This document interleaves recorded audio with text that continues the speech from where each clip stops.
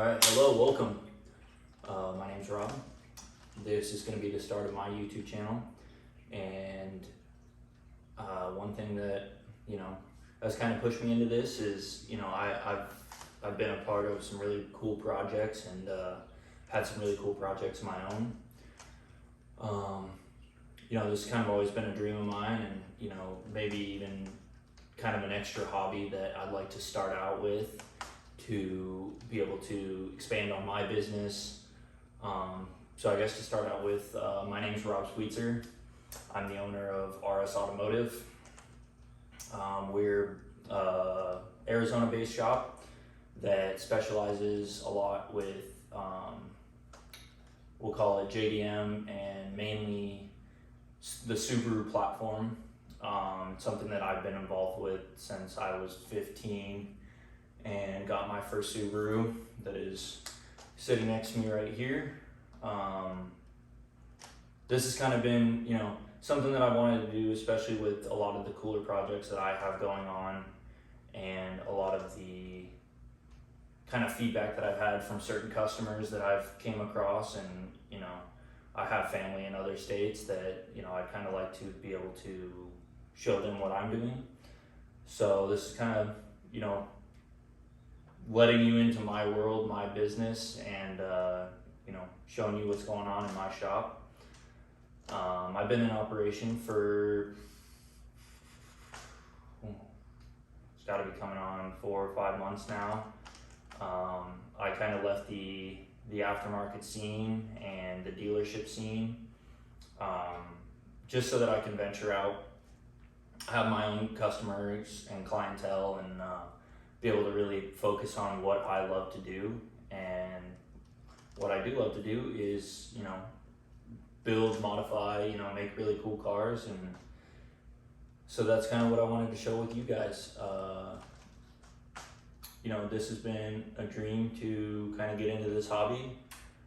It's something that I'm kind of nervous about, but I really think that, a lot of the stuff that I at least watch on YouTube, I do on a daily basis. And so I guess let's show you guys around the shop a little bit and kind of just show you my world. All right, so over here, this is kind of my messy corner of a toolbox. This is my Snap-on box. It's kind of loaded up with my daily needs of tools, all the specialty stuff that I need to be able to operate and function. I like to have my organization where I can see everything, have everything where I want it. Over here, we got the electric table. I know a lot of people are going to be like, why didn't you go with all the same brand? This is a collaboration of literally my entire career, and it's just kind of expanded into having to deal with like every single battery platform, but they all work and they serve their purpose. This is the thing that's keeping me cool in my shop throughout the hot days here in Arizona. Out here we have one of the shells that we'll be dealing with. That's the donor car. We'll get into that a little bit later, but let's go over here. This is one of the other main toolboxes that we work out of. This is my employee / friend's toolbox, all the other basic stuff that he's brought in to kind of contribute to the rest of the business. And obviously we have our customer board here. That's what we write with what we're working on and what we're doing. This was a car that we had yesterday with other little things like that. Got some other artwork, just stuff to basically fill up the wall. Head gaskets, we blow a couple of those in our Subaru career. And over here we have chemical cabinet, nothing special. It's just to kind of keep the mess off of the floor and off the other shelves so that we can operate a little bit cleaner. So, other than that, up there, just parts and more parts. The shop just kind of gets taken over with what we got going on. That is my entire Subaru in the 5 crates that are over there. Right here we have my engine. It is a Woolman performance block that we're getting ready to bolt some heads up to once we get them back from out front. This block I believe is rated to 650, so we're shooting for the 400 or 500 range with my car. We played around in the 300s for enough time, so those heads that came off of my 2-liter unfortunately were scrap. So anybody needs a set of scrap heads, I got them. This is how my car is currently sitting right now. This is a ABW wide-bodied 2.5 RS that's been fully converted over to turbo. So we ended up doing a wiring harness on the inside, you know, all the bits and pieces for the chassis. I built this when I was about 17, 18 back in Washington with Austin, who you'll be meeting soon. It's kind of just been a collaboration of, you know, years of tinkering and figuring out which formulas I liked, you know, to get the ball rolling on that. So kind of the projects that we have coming in today. This obviously is the space that's going to get filled up with that. We do have over here a wiring harness and an engine, and then outside we have the transmission. I'll show you guys that. Okay, so let's move this out of the way. Kind of hard to do with one hand. All right, right here we got a 2004, 2005 complete bulkhead harness for the interior of the chassis that we'll be swapping. This is the 2004 2-liter that will be going into the car to hopefully make, you know, mid to 300 range, somewhere in there. We're not expecting too much from it. You know, it's just a base block, so, you know, there's only so much that you can do with something like that. But we got high hopes for it. It's a running and driving motor, which is rare for these cars. So hopefully we'll have that going. The seats that you saw earlier, I was sitting in those. Those will be going in the car as well. God, they're dirty. We got to get those cleaned up. We'll have them all nice and pretty. We like our pretty cars here. Wait for Austin to roll up, and we will get started on filming the next build that comes in. This is going to be exciting. You know, I was saying that a wiring harness isn't that fun, but it is necessary for, you know, what we're trying to do with his build. He's wanted a blow-by ever since he sold his last blow-by.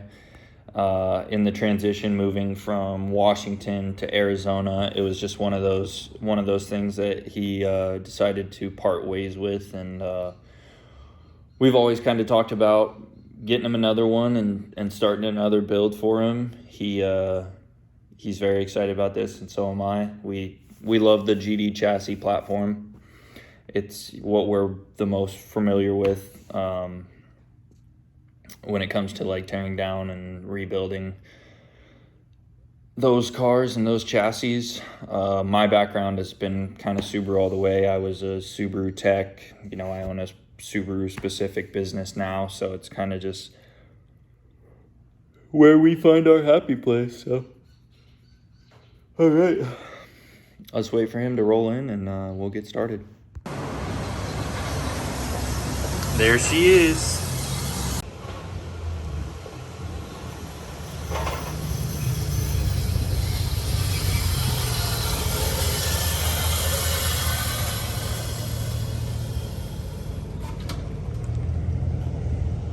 What in the hell was that sound? Why is this thing making so much noise? I have no idea. I think they're... Let's get it moving.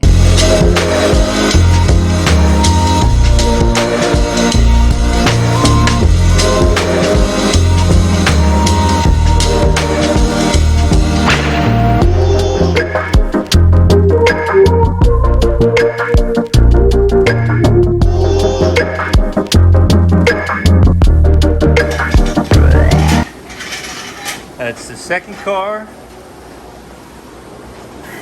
That's the one that's gonna be made into something.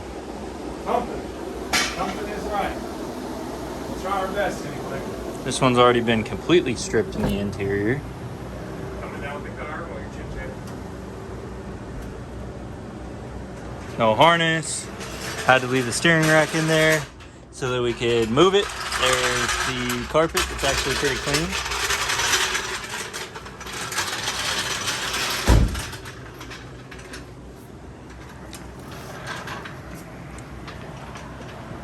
Already this might be thinking this place is its home?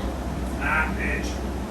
All right, so explain to me why there's two half-hack, mismatched colored Subarus in my garage. GD Subarus. Alright, so long story short, it's rented a Honda Civic for this car.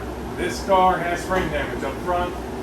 Truck driver damage to the front end, pushed the front end about, I don't know, 6-8 inches off. But it's a running, driving car. Tons of goodies on it as far as parts, pieces. So I picked up a shell. And yes, the parts from this are going in the shell, and we're going to relive owning a 2004 WRX all over again. Yeah, I was saying earlier that you had a Blaubai and you've always, you were always sad after you sold it, making the transition to Arizona. Well, So, we're in Arizona. It's been a couple years since 2018. A couple Hondas. Time to move on. And I think this is where it starts. So what engine's going in this one? EJ20. It's a stock EJ20 for now. Okay. The Spec V gets the good stuff for a while. That'll be in another video. You guys. Oh, so you have another Subaru. Yeah, it's broken too with no motor in it as well. You know. Yeah, it's kind of the trend for Kinda this like garage. over there, you know. Yeah, I was talking about that earlier too. Oh man. All right, well, let's get in. All right, so we got all the suspension pulled. Well, the front suspension pulled from this car. This is the one that is very tweaked. That part is supposed to be about right there. So, yeah. And then this side about that far off. But good news is the cradle wasn't bent, so we were able to literally just pull the front suspension, control arms, cradle, keep the wheel woods intact, and the struts. Austin's working on bolting the subframe pieces in. I think he's doing the control arms right now. Yeah, the rear lateral arm bushing bolts. Yeah. Trying anyway. Not having a ton of luck. And then while he's been working on that, I've been pulling all the interior bits out. I'm trying to get to the harness. Finally got down to the harness. Basically, what I have to do is pull the bulkhead off, get the airbox out of that side and this side. We're going to be pulling the steering column so that he can have a key that matches his ECU and all of his locks and all that fun stuff.